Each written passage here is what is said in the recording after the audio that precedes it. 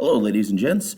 I'm here talking to you today a little bit about how I used the details and dialogue to accent and improve my draft. So, my three tasks were, as we can see here, choosing a moment in which dialogue can be inserted, choosing a magnifying glass moment where you focus in and describe something in much greater detail using imagery or specific details, and then lastly, using a simile or a metaphor. And in each case, I'm supposed to highlight that in blue.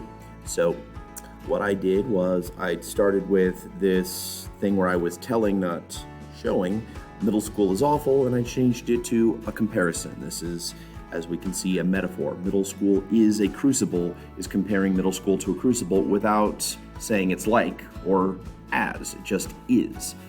So I think that did a nicer job there. I decided to use the strike through to show that I think I'm going to keep my change, which I've highlighted in blue. Down below, this one's a little more complicated because I had to alter some other things. It originally said, a wise older man with an elaborate mustache would carefully sit me down, measuring the length and width of each foot with the metal contraption built for that purpose. That's what I originally wrote. But I've changed it to give a magnifying glass moment into what did this man really look like? Is it just an elaborate mustache? No. A wise older man with a dark, bristly mustache that he kept oiled and styled in a fashion that hadn't been popular since the 1920s would serve us. Smiling broadly, he'd carefully sit me down, measuring the length and width of each foot with the metal contraption built for that purpose. So now what I've done is I've zeroed in on that one detail to maybe say something different about him. Maybe to say that there's something kind of old school or different about the way that he approaches his job and his business.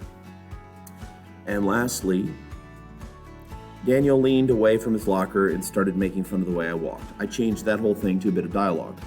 Brian, Daniel sneered at me as I walked past him to my locker. Why do you walk that way? Do you have a load in your pants? So in this case, I've added in a bit of dialogue. Yeah, it's kind of ridiculous, but it's also kind of true to what was said. You'll notice that all of this dialogue is in its own paragraph, and this is a formatting thing for dialogue. If you change speakers, you have to change paragraphs. So if you're having a conversation between two people, start a new paragraph every time somebody new talks. If you happen to open up any fictional book, you're going to see this kind of thing. This convention is used frequently.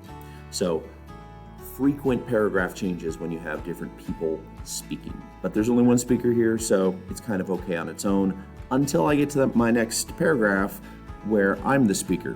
And then when I'm the speaker, it has to be its own paragraph too. All right, so those were my three examples. That's what you have to do. Once you're finished highlighting your three new things, it's your choice whether you'd like to strike through your old stuff, but please don't delete anything you had because you might want to go back to that later. You're then going to save the file onto your computer and upload it to Canvas to get your grade.